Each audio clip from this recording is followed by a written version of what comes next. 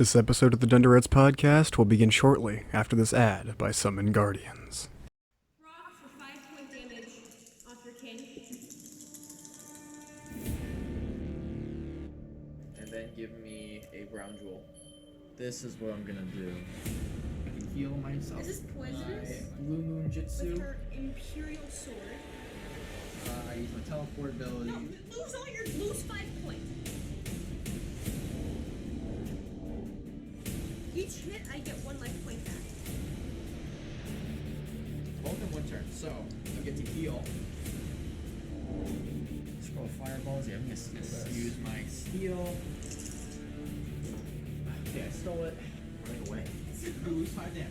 Anyways. Okay, and then, please. I won! That was my fault. I didn't look at my stuff. That was completely my loss. I just want to see if I had upgraded my fort. I would have killed it anyways. Hey guys, welcome to the Dunderheads podcast here today, where we talk about nerd shit, and that's about it. I'm here with, John, as usual. Hello. And we're here with Frank, if I remember correctly. Frank? It is Frank. Thank you.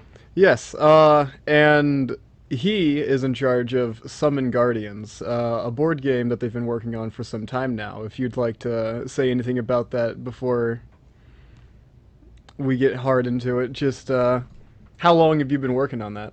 Want just a quick 30-second snapshot? Yeah, sure. What's going on?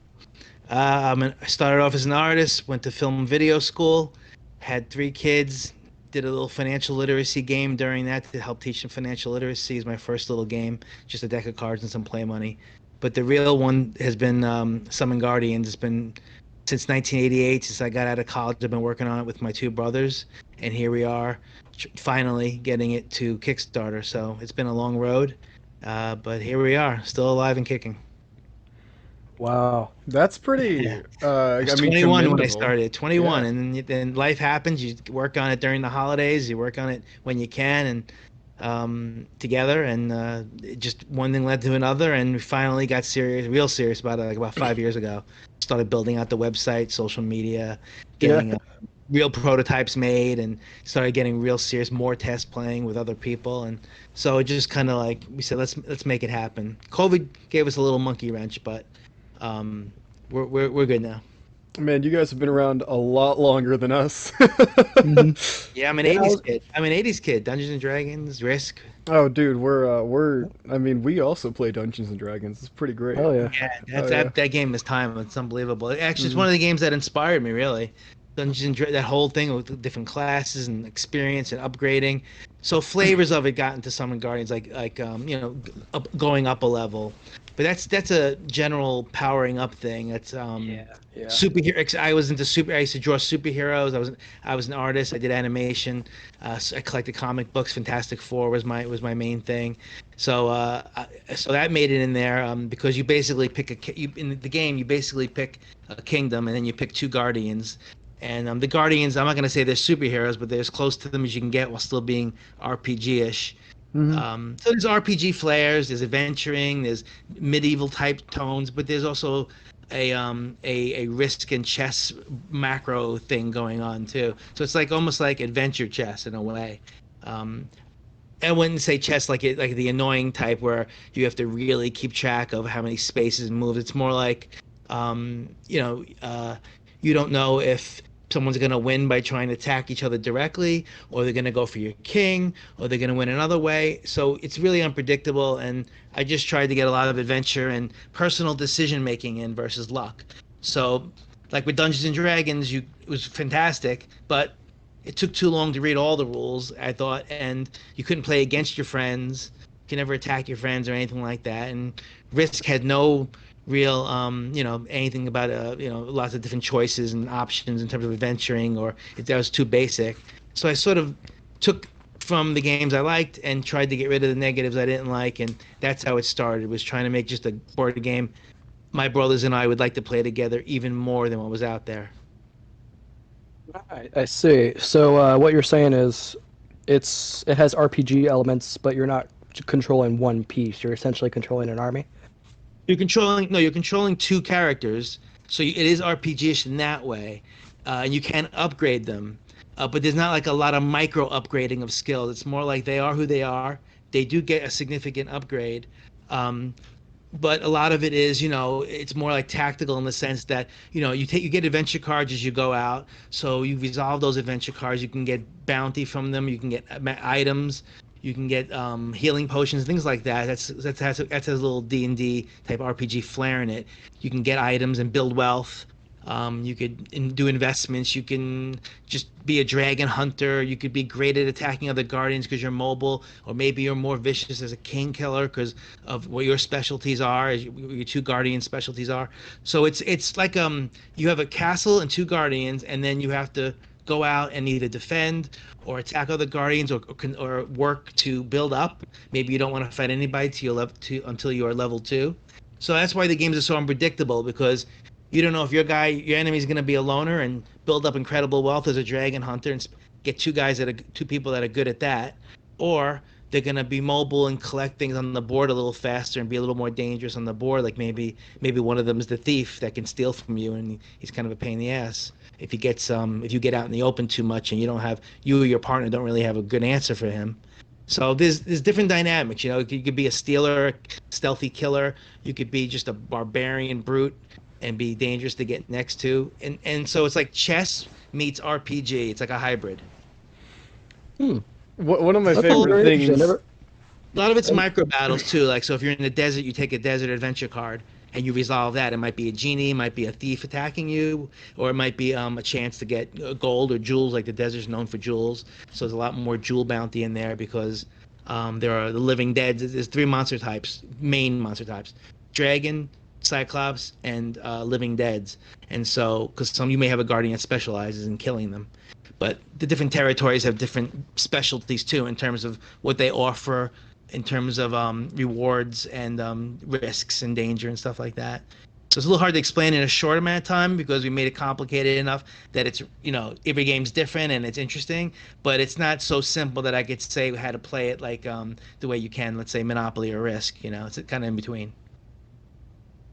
that's That's that's that's. never quite heard anything quite like that before, where it's chess essentially, just combat wise, but it has RPG elements. That's very interesting. Yeah, so thank you. That's the people who know these types of games better than me tell me that it's pretty rare combination. Uh, I think it was because I wanted to be able to go out on a battlefield, but at the same time have micro events happen and have enough flexibility in play style so that if I wanted to be, secluded to myself and build up and maybe build up forts and be great at defense, I could do that and still win the game. And somebody else who's the opposite, more stealthy and quick, they could win the game too. Because there's a couple different ways to win the game. So you can't you take a risk by just being by yourself in the corner for 5 hours because you letting them get full access to the things that happen on the battlefield, like jewels appearing. There are jewel platforms in each territory, and they come up randomly as a result of you taking adventure cards. If that's sometimes you have to get an adventure card, you have to resolve it by putting a jewel or multiple jewels on the platforms. So if you're mobile, you have an advantage in getting those jewels. That's one of the factors. Like, do I want mobile guardians? Do I want them to be quick and fast? You give up something for that. There's a lot of different things you give up for that. But that's your strategy. That's if you can just not care who you're playing and do what you want. You could change midstream. You could summon more guardians one dies, you can summon another one if you have the gold. So you can only have two guardians at one time max in the standard game, and so that's the deal. It's kind of like you don't know how your enemies, your friends are gonna play it, and they may change depending on what you do. So it's kind of like probably more like Risk, if anything, meets RPG than chess. It's kind of a blend of both, of all three, really. Those are the three games that I show in the Kickstarter video. We already finished. That's going to be out on the Kickstarter page eventually. That in the section that shows the inspiration. I was an '80s kid, and my brothers we played chess, Monopoly, Risk, and Dungeons and Dragons. Those were the four main games we played.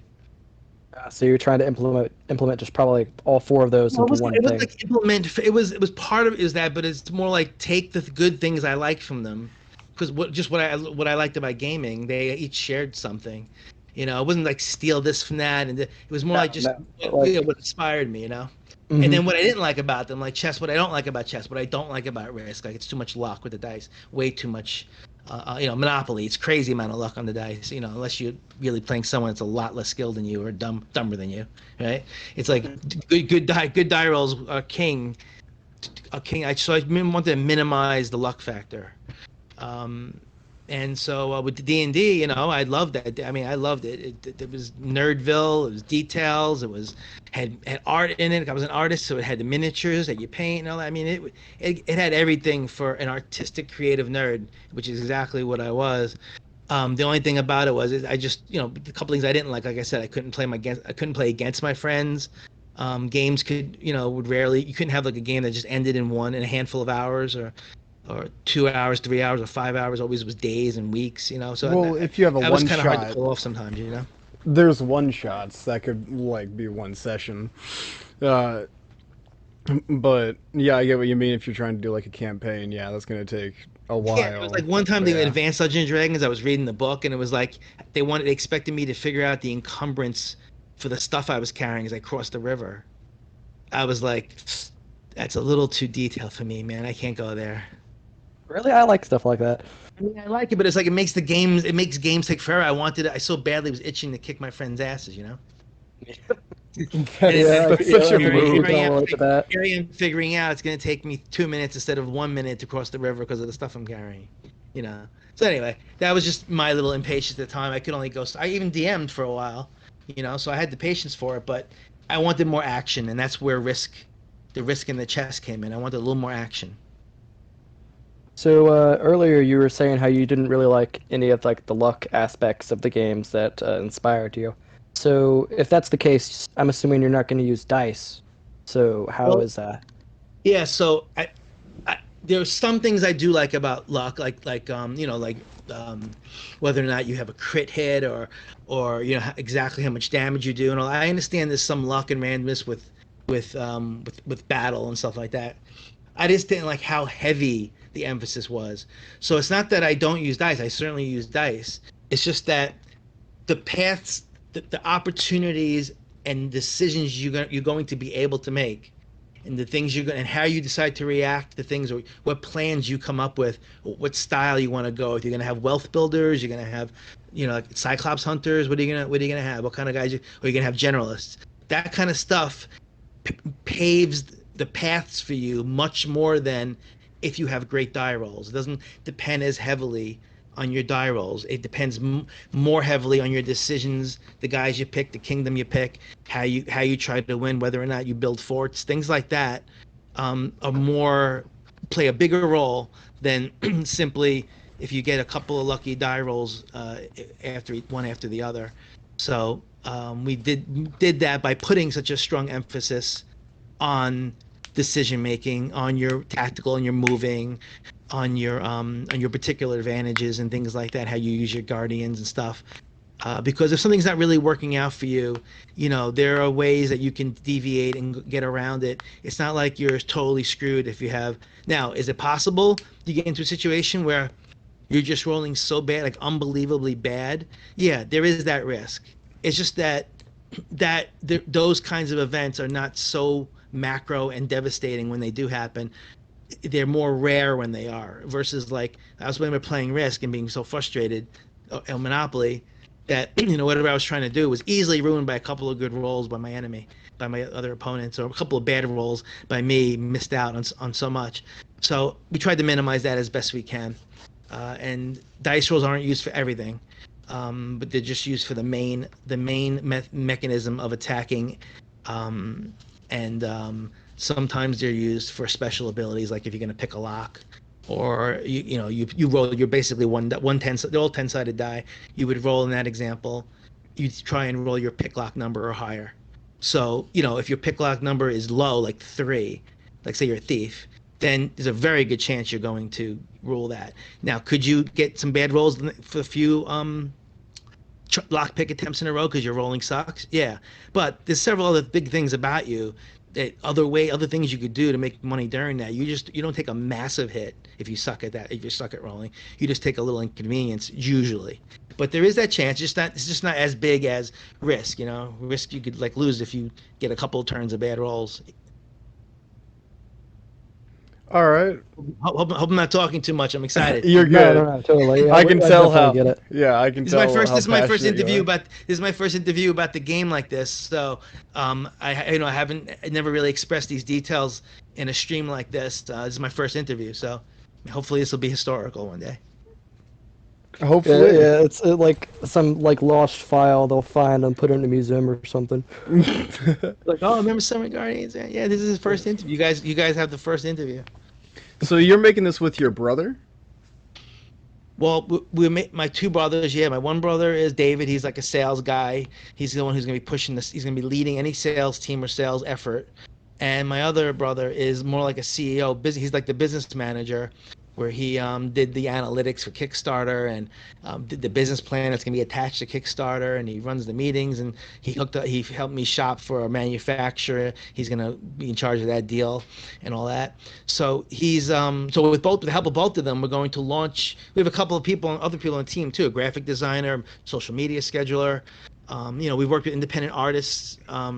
We have one or two main ones. One guy did most of our stuff. He's all over my social media. So we working together to launch it, and like I said, it started in 1988. My one brother was 4 years. I was 21. The other one was 17, and the youngest one was 11.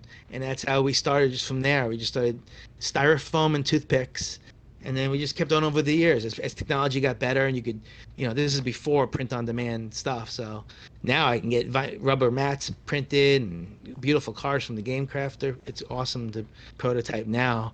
I was born 30 years too soon, I think, because the technology today makes it so easy to prototype games and test games. It's awesome. I So think yeah, we're ready to launch it. We're getting ready. Probably in about a month or two, it's gonna happen, and hopefully it'll all go well. that's pretty Yeah, that cool. must be really exciting for you, I man. think That's s- great. I think Nuts. I've something had that's really like cool. no Uh, sleep for a couple of years. I'm sorry, what? I couldn't hear. I think something that's really interesting is like we're an indie game team and we're all nerds, like creative nerds, so like making things like that as well, fantasy based. And I think that this like kind of shows like just like a difference with like board game creators in this sense and like game developers really aren't that different. We just have two different platforms, but we're doing like the exact same thing for the exact same reasons. And I think that that's Yes. sort of Like even with interesting. such a generational gap, it's essentially the same thing. Yeah, you know Yeah, why? yeah, Because you know why? It's just a different medium, and it's just a exactly. language. It's just a Hmm. language. It's all about moving an audience, emotionally moving an audience. So that's why an artist, a painter, has shares something with a game developer, because you're both producing a product that's eventually intended for someone to view it and feel something about it, either reacts to something or have an emotional reaction or know something or learn something. Like you basically are captivating an audience and sending them a message. That's what movies do. So filmmakers, game makers, artists, we all share that creative umbrella, because we're all about, from my point of view, emotionally moving an audience when it comes down to it, when you peel away the layers.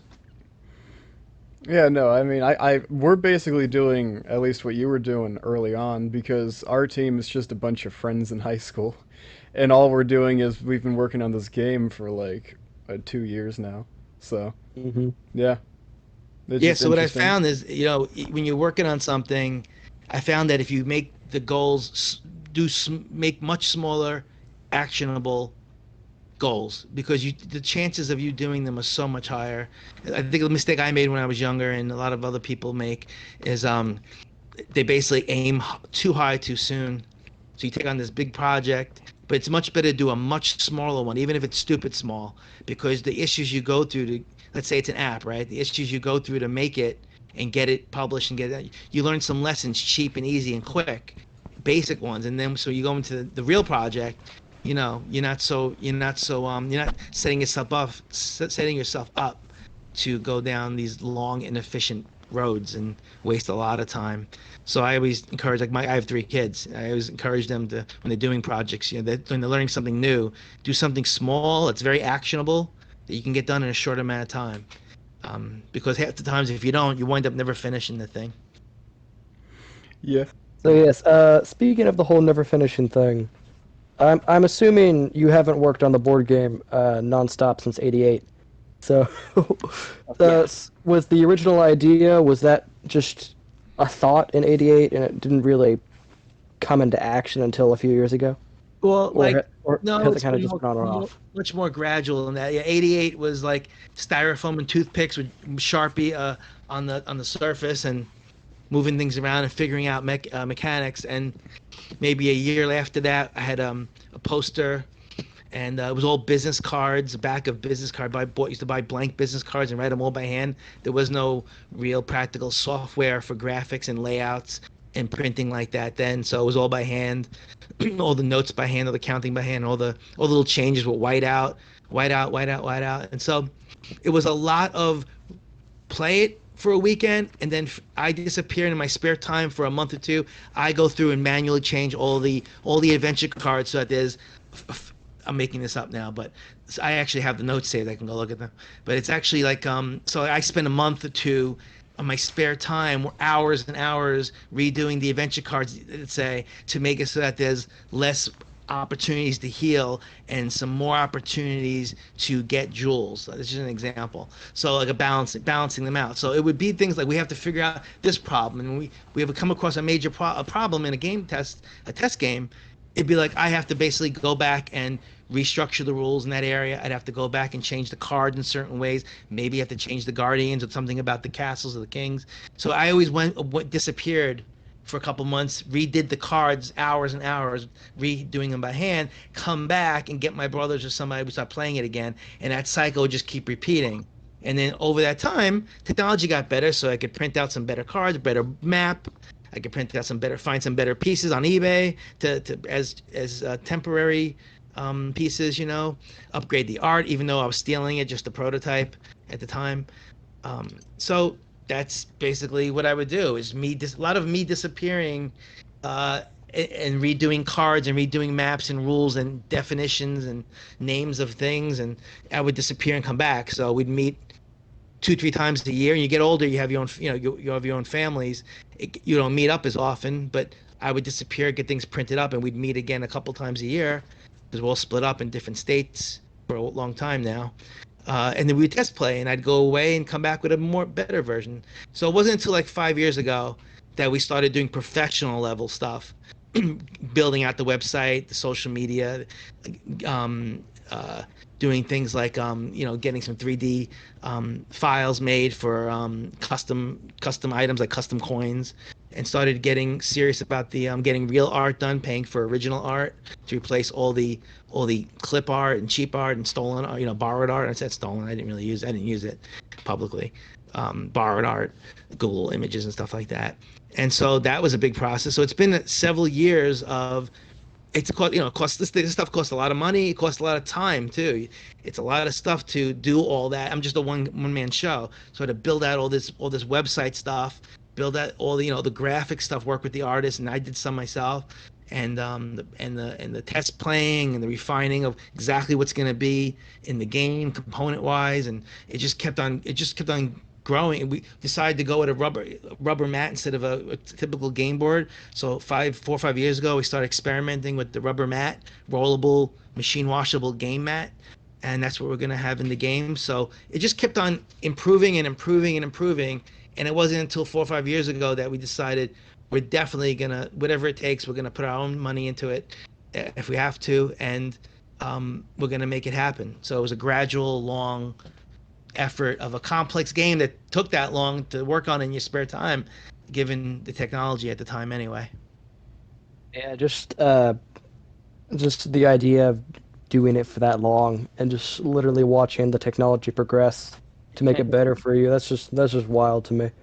I was like, wow, now I could buy stock images on a website. Ooh, or I could, it was like, I was there when, I was like maybe when I just graduated college, the internet was just coming out. There weren't cell phones like you think of them today.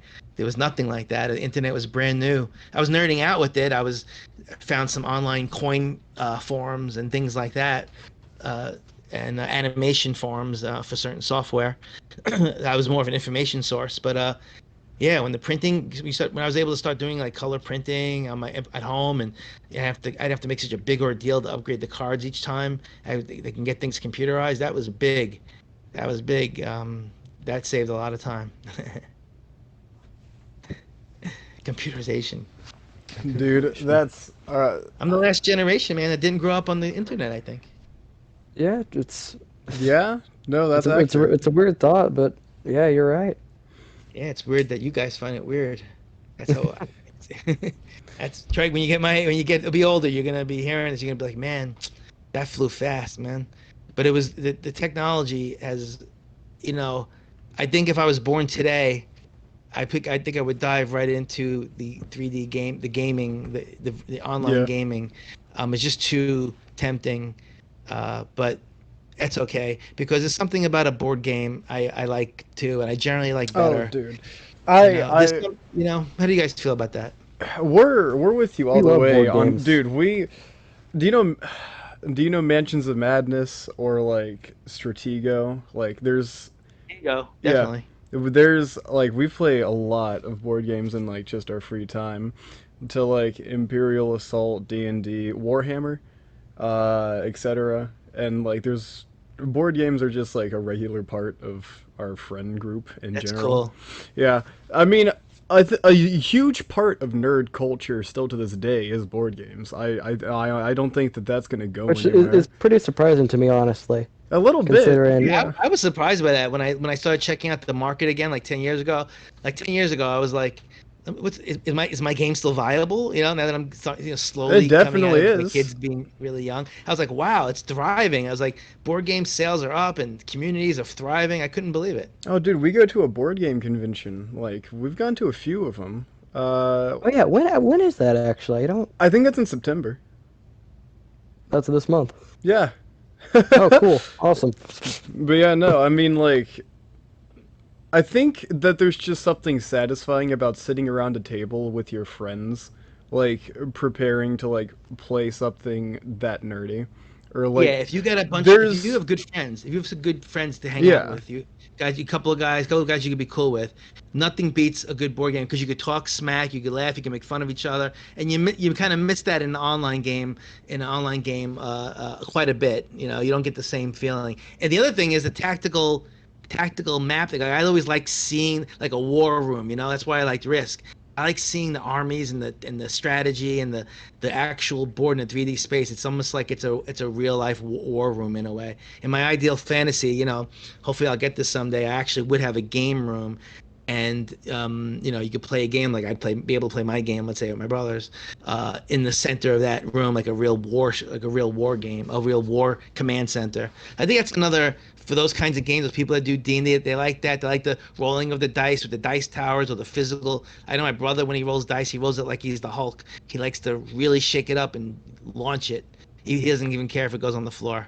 I am So it's like some convinced people there love that, is you a know. strategy to rolling Hmm. dice. Like I know it's chance, but I swear, like there's some sort of like Because it's tucked in your, I think it's strategical because role. I Yeah. think it's because you're encompassing it. It's in your hand. Yeah, yeah.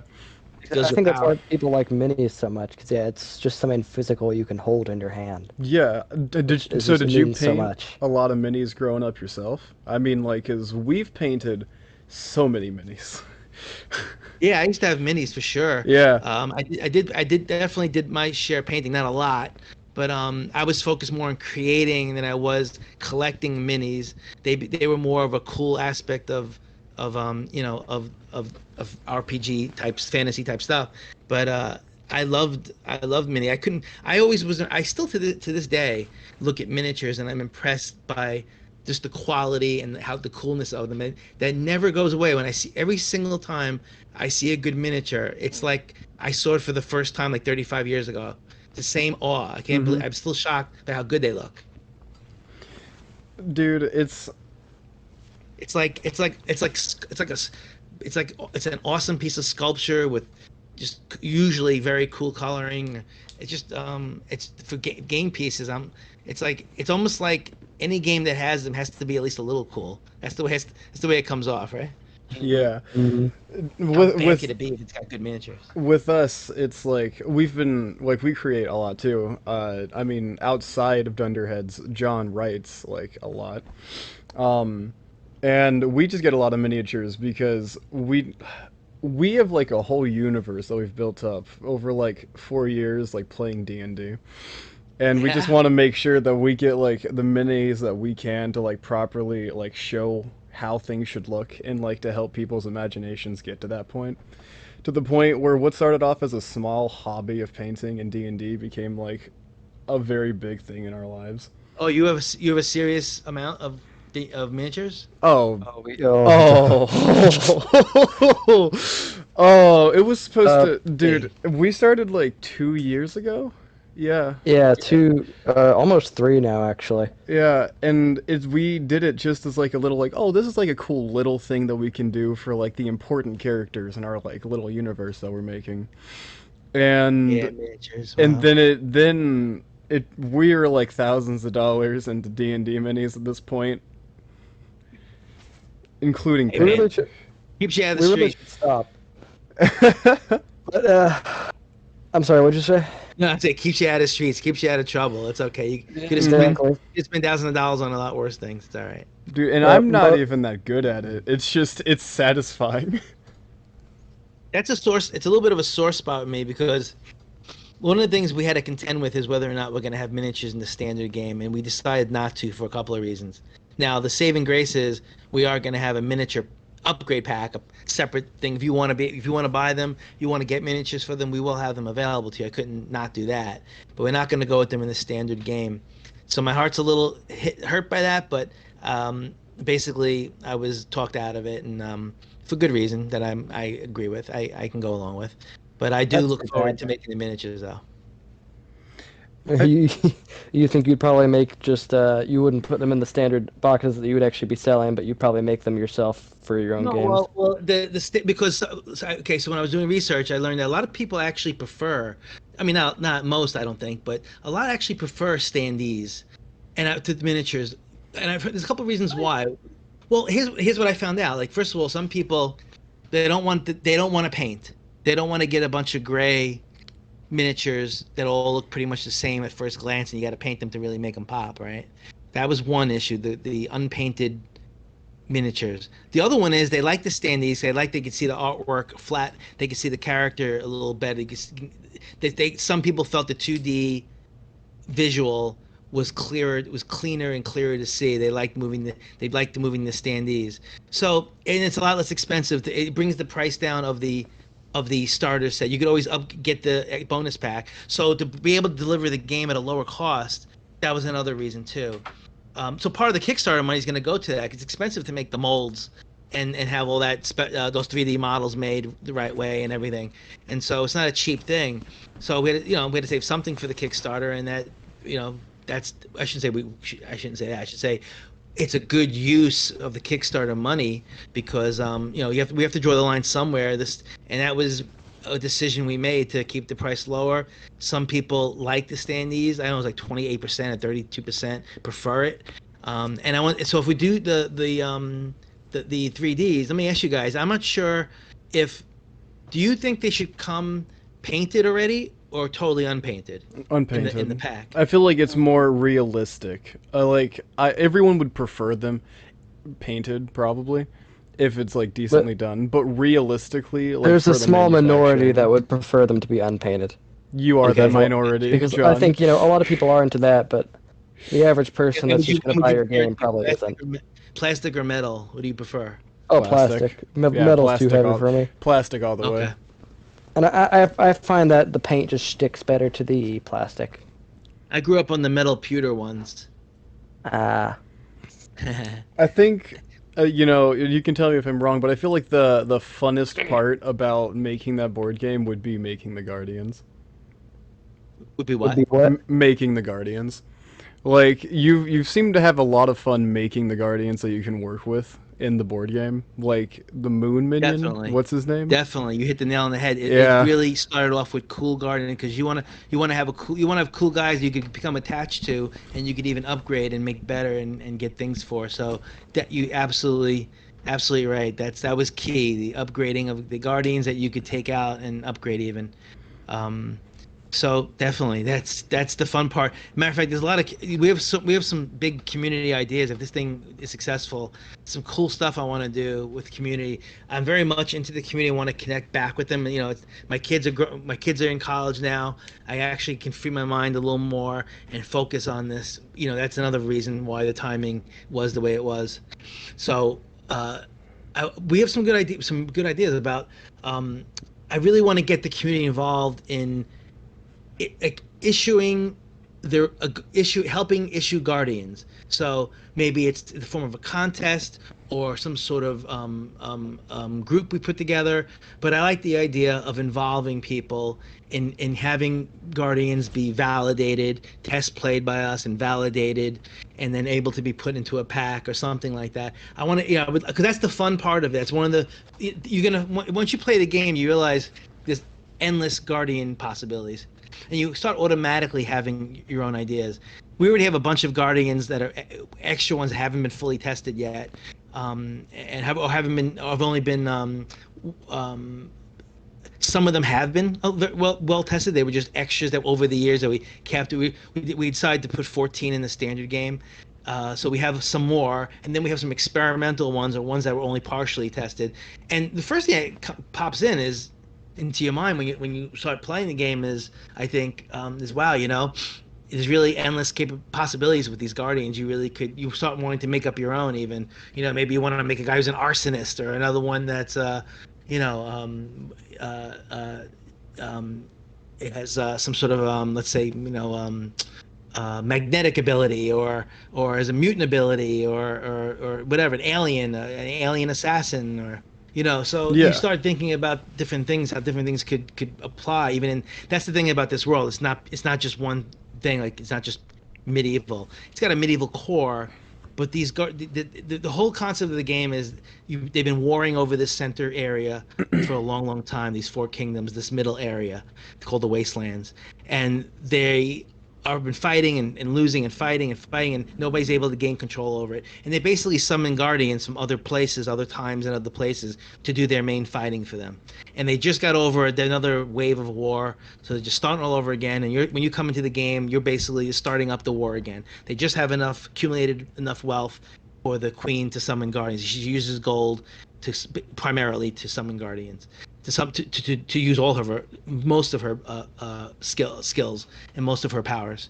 So you collect gold and your queen can do certain things. So summoning guardians is one of them, and they're from different planes. So you might summon something that's a little bit mechanical, a mechanical military android that's built like a tank, right? Or you might summon a vampire guard that's from another realm, or you might or an so it's not just pure RPG medieval. It has a little blend to it of other types of realms and other types of things, including aliens, including some mechanical robotic things. So it's so that they were summoning them. The queens were summoning them from other times and places.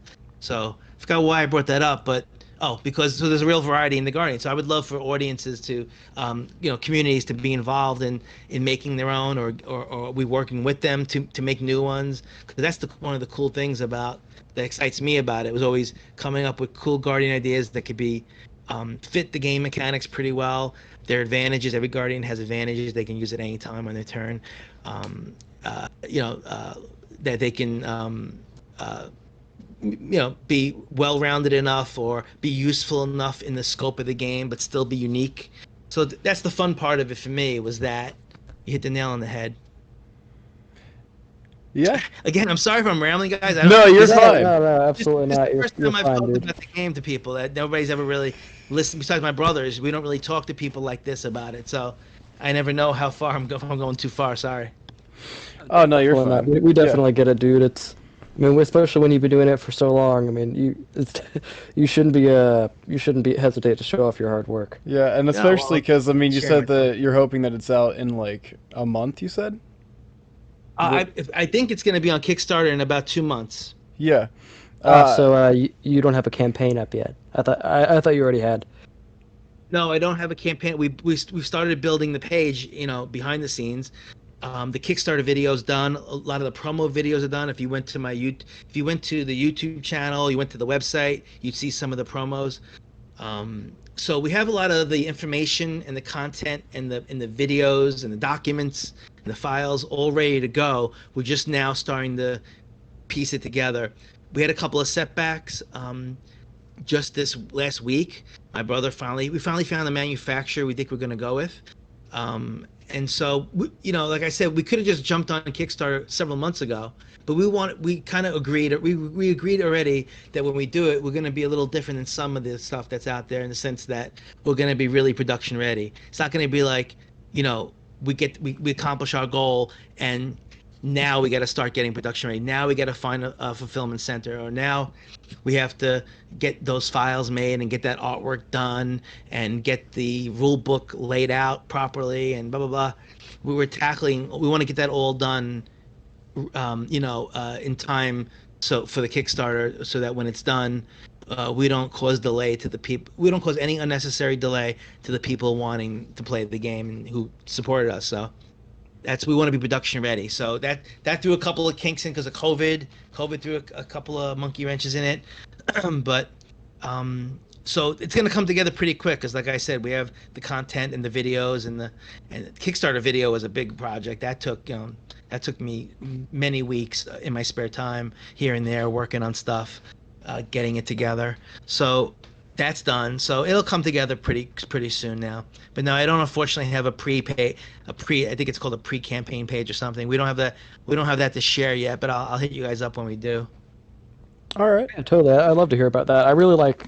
I'm, I really like just your idea for it overall. I'd definitely be interested in checking it out myself.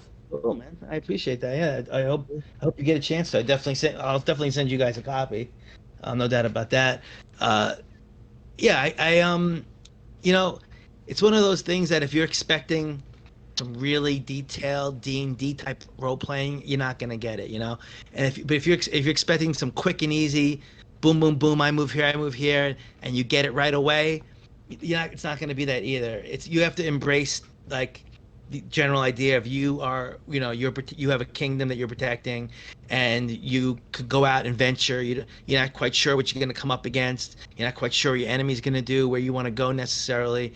When you pick your guardians at the beginning in your castle, you sometimes some people have a good idea. They already know they want to hunt the big beasts, and they want to sacrifice some things to be good at certain other things. So they already know how they're going to want to, there's been games I've gone into where I took the city because I wanted to be Mr. Businessman. And I got a guy who is like a mercenary prince who's very good with financial stuff, and I got a thief that's very good at stealing stuff.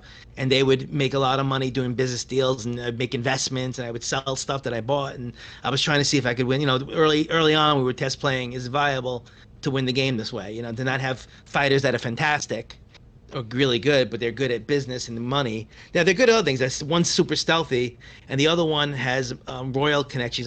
He's a merchant prince, so for example, he's really effective if attacking a castle. He knows all the ins and outs of the castle. He was a prince in a castle. He knows all the military backdoor stuff. So he's pretty nasty if he gets near a castle.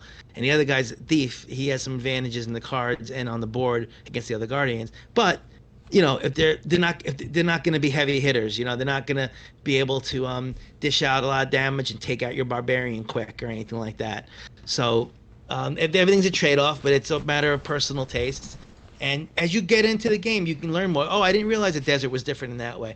I didn't realize that desert cards offer this more. Or I didn't really realize that. So you don't have to read like a massive rule book. You can kind of learn it as you go, and there's certain cues that help you. Like on the game board, at each corner, there's the main things of each kingdom. So like, by the mountains. It'll say next to the mountains, it'll say heal potions, dragons, things like that. It'll give a couple of text items near the castle to let you know what that area, to help you remind you what that area is known for, so you don't have to go back to the rule book and look each time. So it's really, I tried to make it we tried to make it as open as we could to handle the widest variety of play styles and feel like you're adventuring a bit and feel like you're building some wealth, and you could be a badass or a sneaky badass, or you could be a planner, there's room for that, just enough so that you could do those things but the game not take 4 days. That was the trick. Had to put those things in, to build them in, those invisibly, into the mechanics, into the options, without everything taking forever. Because the first games were taking like a day, 2 days to finish early on, like 15 years ago. And so we had to start shrinking it down and shrinking it down without sacrificing. That's been another reason why it took so long. We didn't really want to put a game that took a day or two to play. We wanted to make it a little more mainstream, a little more hybrid, so it's not just pure nerds. Like I was thinking of myself, like, so it's not just guys like me that play these kinds of games, that it might attract somebody who's in between. So I wanted to share it with more people than just the nerdy people that I already knew like this kind of thing. I wanted to make it a little broader. I wanted to extend the olive branch to the mainstream a little bit, just a little bit. So Yeah, one of the, I, yeah, I that's my I could deal. see if like I can see this game like at like the board game convention we go to with its own booth like doing really well already. And there's so many games that like I think of whenever you mention different elements that like but it's weird because like I think of the like certain aspects of like a lot of games but none of them I can't like name like a single game that's exactly what you're making, which is interesting to me because it's just such like a original idea in that aspect. And hmm like dude, I can't imagine how pumped you have to be for like releasing the Kickstarter or releasing it because whenever we like released our FNF mod, check that out by the way. Whenever we released that, like we were just super excited for people to see our protagonist that we'd been working on for like a year. So the fact that you've been doing this for so long, and the whole thing's about to be released Well, I is understand now. I don't want to come off as massive. too crazy. Half the time we were doing it, it's a labor of love. So, we didn't for most of the time there, we didn't really know if it was ever going to be a serious game for other people. We were doing it for ourselves, making it better, and that's why it became a unique game, because we really didn't care about anything else but making it better. So we thought it was cooler each time we played it, and we were sort of isolated in that way. And so that's why it took its own path. It's whatever evolved naturally from that desire. How can we make it, keep it rich, but make it simpler, make it more fun, make it take? And there's always a million imbalances that come up. That every single time you test play it, there's two, three, four, five things like, oh, I gotta fix that. Oh, that's not really right. Oh, and that's connected to 40 other things. And here you are, erasing things and repenning them, re-inking them in to make changes with whiteout. So it's a never-ending process. Now I know why people just don't make these kinds of games quickly or more often, because it takes a lot of manpower to test play, to modify, to change, if you coming starting off with something original, so uh, it was labor of love, and it still is. And my dream is that if this does well, that I could just make this my job. I would love that. I would love to just wake up every day and make sure the advanced game set is being test played right by multiple groups, and we're working on those ideas, and the community is being engaged properly for maximum fun, maximum excitement, maximum coolness. And see if just I'm all about creative challenges, and that's what makes me tick. It's not money, it's not this, it's not that. The number one thing is just curious to see if what moves me when I play it is moves other people as well. And so I get a little validation because my brothers are kind of different people than me, one in particular, and they like it just like I do. And every time we've test played it with groups, small areas, everyone really liked it, but it's such a small sampling. That's the risk in anything, right? That's why it's a Kickstarter. So there's a risk in, will enough people dig it enough to give it a chance and invest in it, so that we can keep improving it and or working on it and expanding it and come up with implement all the other cool ideas that we have. We have some really cool, I have some really, when I'm, believe it or not, I'm not gonna say I'm always a couple of steps ahead, but you have to be. But I'm sort of like, I'm so excited to get to the next thing. I'm so excited to get to, the miniatures for them, for the bonus pack of Guardians you can get, and start working on, to have the resources to hire people to help me, hyper test play some of the experimental guardians we have and the ideas we have for the so there's level 1 and level 2 guardians. The advanced set you can go up to level 3. We have a whole different little system in there for gaining some experience based attributes. And so I'm trying to, it's almost like, you ever hear of That's Dragon just the Realms? You curse ever of hear of Dragon Realms, creativity. the online text game, RPG game, Dragon Uh, Realms? I have no, No. not heard of I have Dragon not. Realms. We've They had a played cool some. experience system. They We've were played on like total online WoW. text-based RPG. Dragon Realms. They had this great experience system where, so you could be like a ranger, and if you're foraging, your foraging experience would go up the more you did it, like in little decimal increments.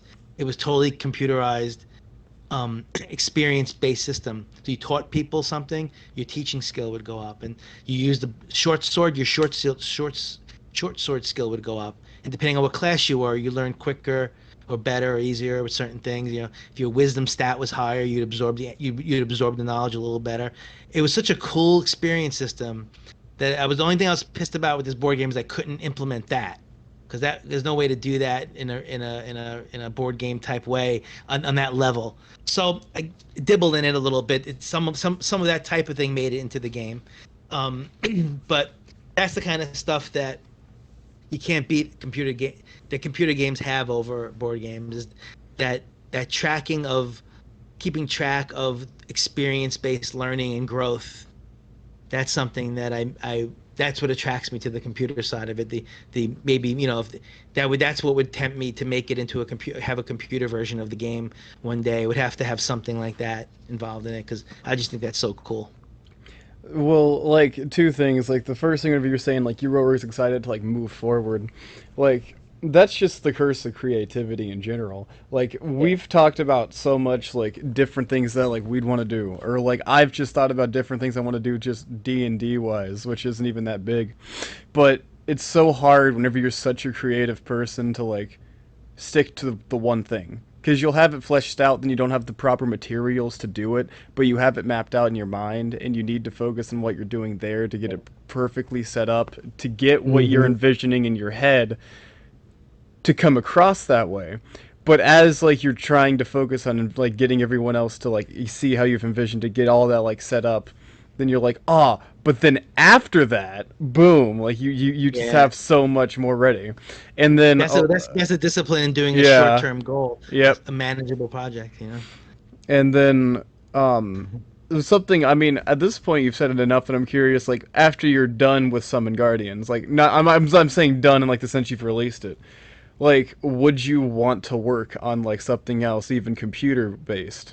Like, I would want to continue working on the advanced set of Summon Guardians. Is an advanced next level stuff where you could use most of the stuff that comes in the standard game, but now you can use a new larger mat and a couple of other extra decks. You basically are going to level 3 with the war. Your guardians can go up to level 3 on that game. It's a different dynamic going on. Same core, but it's I would want to work on that. I would want to take this up so that you need a little bit of a bigger table, and we have now have the space to implement some of the other things I could never implement. So I want to work on the advanced. It's not like a gigantic. It's a 24 by 24 inch game mat. So the advance is going to be a 30-inch by 30-inch, maybe a little bigger, but that's the rough target. I want to work on that because I have decks of cards, like, so that underground I mentioned at the begin in the middle, right? There, right now that's just a wasteland. There's the red jewel platforms in the middle of the game, in the middle of the board, and the red jewel is the most powerful jewel, and they're all fighting over that central area because of the great wealth underneath it and power that produces that red jewel, right? So this when you go and land on a wasteland space, you don't get a card or anything. It's wasteland. You don't. It's not like you landed on a desert space. You get a desert card. But in the advanced game, there's a separate underground pack for going into the underneath the wastelands. So that there will be a deck of cards for the underground, the platform around the jewel platform will be an entrance basically into the underground, and you can have underground cards. And so there's ideas like that, the things that I've already have some of the stuff for, because there were years where I had an underground deck. There were years where I had player trays, and we tried that out. You go when you're working on something this long, and you're doing it for fun, you try out a bunch of different things. But to answer you, I would want to work on the advanced set and finish the story that is only partially covered by the standard game. We want to. There's a couple of other cool things we want to implement that would be appropriate for the advanced set. So we want to. I want to finish that. This is look. I'm not like a young kid, So this if this is successful, and working, if I get the opportunity to work on the event, that's gonna take me. That's gonna take me to the end because there's so much to do with that. There's so much to do with that. If they want, even if I'm working with a partner up with a company to make a computer version of it, that's gonna be endless fun, So that's gonna be more than enough fun. If this is even remotely successful, that's going to be enough fun to last me for forever because there's endless ideas I have attached to it. It's going to be, I really can't think of anything else. The only thing I ever wanted to do more than this was be a superhero movie director, and that didn't work out. So this was tied with it. That was what I went to school for and studied to be film video, and I make a living now as a video editor. That's what I do. I'm a video post producer and editor. But right up there was, I graduated college on film video with a film video degree. But that's exactly when I started making this game. So those are my two equal goals. So one didn't work out. So if this works out, that's all I need. I'm all in on this. I think it's really cool how after all this time you're still so passionate about it. I think that that's really You're just so commendable. devoted, man. It's Yeah. amazing. Really. Thanks, man. One of the things I have is stamina. I got good. Everyone has pros and cons, right? One of my pros is, for my age, I have a lot of stamina. It's a creative thing, like you guys are talking about. It's that creative energy, always thinking ahead. That's what makes you tick. It's not, it's not. I wasn't like into, being a jock, even though I wrestled a bit and did martial arts and stuff. But I wasn't a typical jock. I wasn't like a typical guy. I was friends with all the girls. They liked the guy who communicated. Like I used to paint the back of denim jackets for side money in high school, reproduce album covers in the back of denim jackets. I was more the communicator. I had lots of female friends because I loved to communicate and I was into art and all that. Most of the other guys were like, they were into using girls and being tough guys and jocks, and that's all they really cared about. And so that really wasn't my cup of tea. When I got up in the morning, I woke up excited to get to the point where I could create some cool stuff. I don't know what they were thinking. What their goals were. My goal was to get to the point where, I don't want to work in an office 9 to 5. I want to wake up and meet with somebody or get on the phone and collaborate with somebody to talk about the next cool superpower we're gonna put on the character or something like that. If you're talking about an animated production or something, like that's what I want. I want to wake up worrying about that. So that's what made me tick, and that's why to this day, I'm 54 now. That's why to this day I feel the same way I did when I was 21. Same ideas, same energy, same passion for that coolness, and that's why I think I share that with you guys now playing board games. I can't believe I'm so happy that board games are as popular as they are because I don't feel so disconnected, and easily could have felt disconnected if they went out of style, but they didn't. Yeah.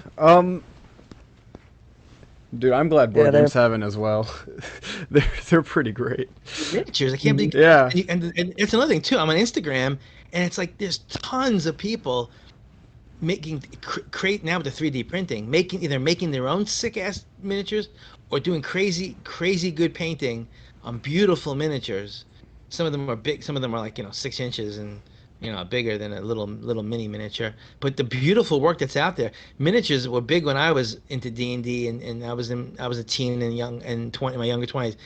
I can't believe how big they still are. It's like unbelievable. Oh, dude, debatably, I honestly think minis are more popular now because of how much the people can 3D print them and then do so much with them, like you I said. don't know what it is. I would think, I know a lot of people get hooked on computer games, no doubt about it. I just I'm surprised that enough.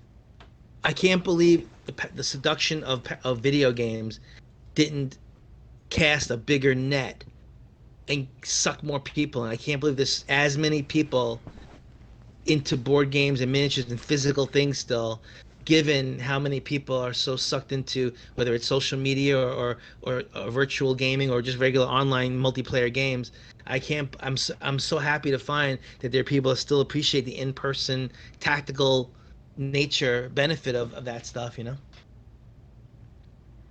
It's yeah, it's pretty Can't believe it. surprising. Yeah, I mean, that's you guys are cool. You guys, it's you automatically. I already know you guys are smart guys because, it's the kind of thing that I'm not gonna say smart people. You have to be smart to be a nerd, but I'm saying it's hard. It's hard to match up someone who's nerdy and into the finer things, into the details, into the quality of things. That's why we're coin collectors. That's why we're artists. That's why we collect things. We're into the finer details. It's hard to I think it's hard to be real stupid and still be into that stuff, you know? Yeah, because it's not as easy It's to just just to be do the mainstream stuff like it's just more just social cerebral. media or just online You don't stuff. walk around like an idiot starting trouble and yeah, that's not where your head's at. Your head's not about getting drunk and starting fights. Your head's not about vandalizing. It's not about acting stupid and being having to be the cool one and all that. It's about the details, It's about, appreciating a miniature. It's about appreciating the fantasy art got me too. I mean, that was another thing too. I couldn't believe the coolest art I ever saw was the fantasy art. I think his name was Vallejo. He was a famous fantasy artist when I was growing up. But the artwork of like women on dragons and the level of detail of this fantasy art, that's what really got me. I was like, this whole world of D&D with this incredible fantasy art is so good that I guess the computer versions of those things take away something from that. Take away they're too quick because on online you can't have multiplayer. I would think it's hard to have a multiplayer game that's going to last 5 or 6 hours. You got to get three people that are in different locations to commit to that.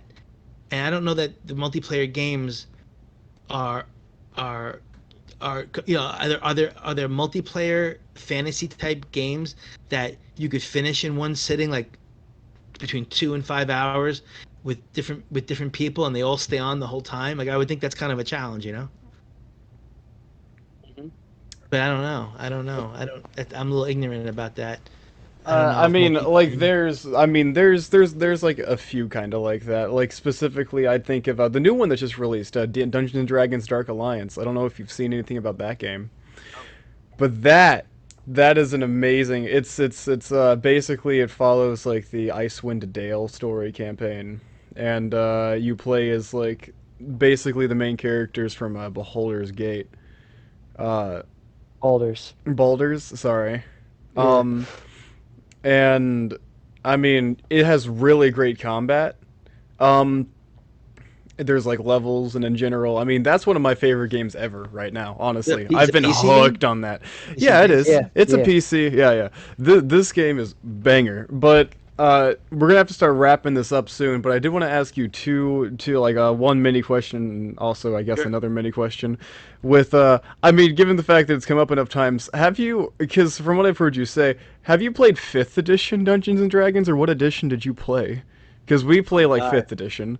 Honestly, We're Fifth going Edition is back. pretty great. Yeah, listen, man, this is going back Yeah, like 30, 35 yeah. years. So it was there was basic Dungeons and Dragons, and then there was advanced Dungeons and Dragons. So there wasn't And even the second advanced Dungeons and Dragons editions. was the one that had the encumbrance rules in it, the advanced Dungeons and Dragon rule book. So I don't know what edition it was. I just know I had Dungeons and Dragons, and then you could have advanced Dungeons and Dragons, and um, I don't really I don't remember what edition number it was. I just remember basic Dungeons and Dragons and advanced Dungeons and Dragons. With the I don't think I don't know if it was before there were editions. I don't really know. I don't know the history of Dungeons and Dragons with the editions. I don't know if there was because I don't remember it being a second edition or first edition. I just You remember might it have just being played the advanced. first, like the first version before there was an edition, because I mean, over Yeah, time, because generations came on, like complete, like every single edition was so different from the other. I just remember it had some maps. when I was DMing, we had the races. You could, we rolled for your stats, and then the DM had to have the story and all that stuff like that.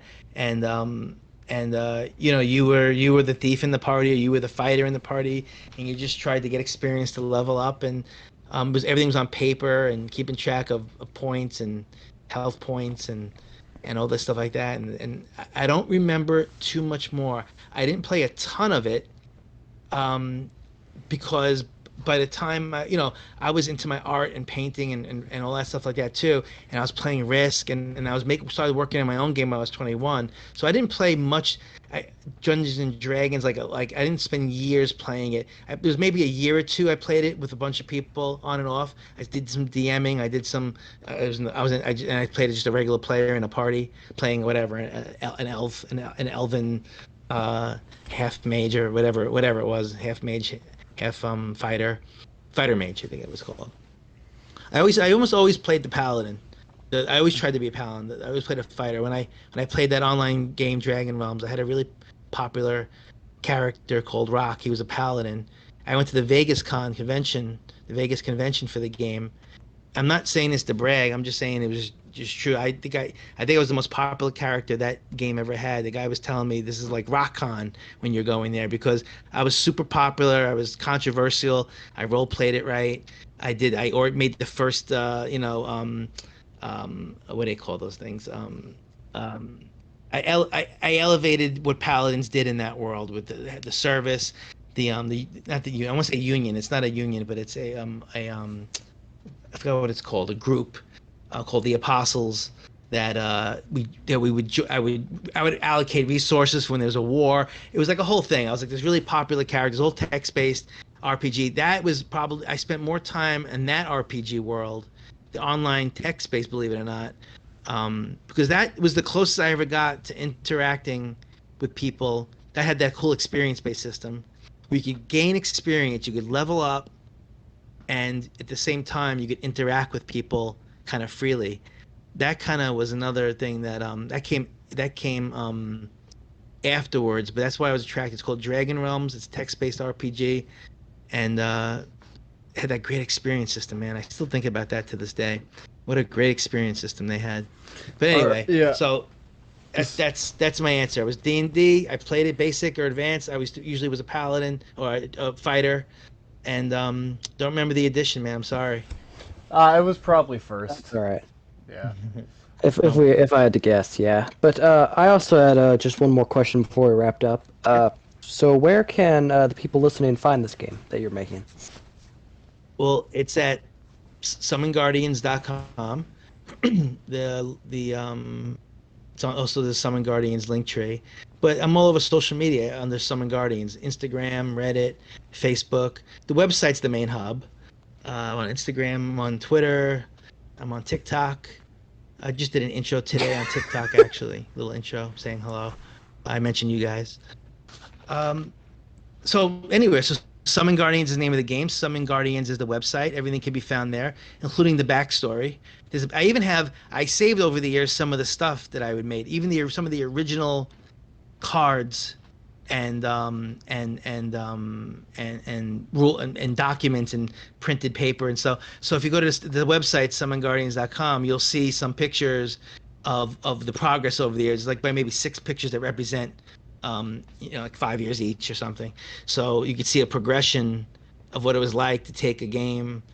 It's not totally complete. I didn't save everything. Unfortunately, some was lost, but I saved quite a bit, and it's on there. So you can see the backstory to this game that started in the late '80s.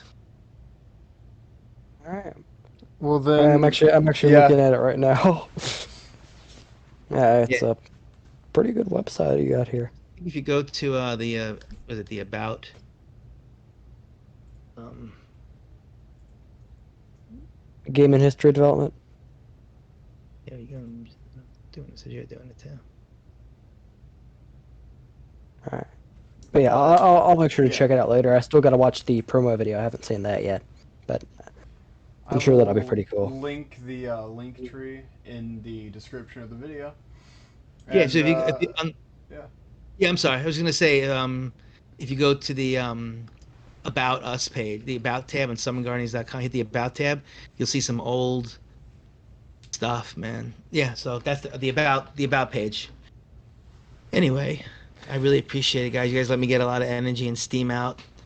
Um, Yeah, thanks for being with us, man. And Yeah. I've really enjoyed it. I've because it's actually I want you to, on that About page. I'd love for you to watch the little Kickstarter pre-launch promo that's on the About page, little teaser. Yeah, I've But already anyway, seen it myself. I appreciate the time, Yeah. guys. Really, you guys let me talk and vent a long time. I appreciate it.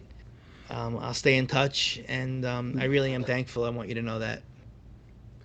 Well, thank you for coming on. We've appreciate having you. So we're Thank you. gonna go ahead and end this off here for those of you watching.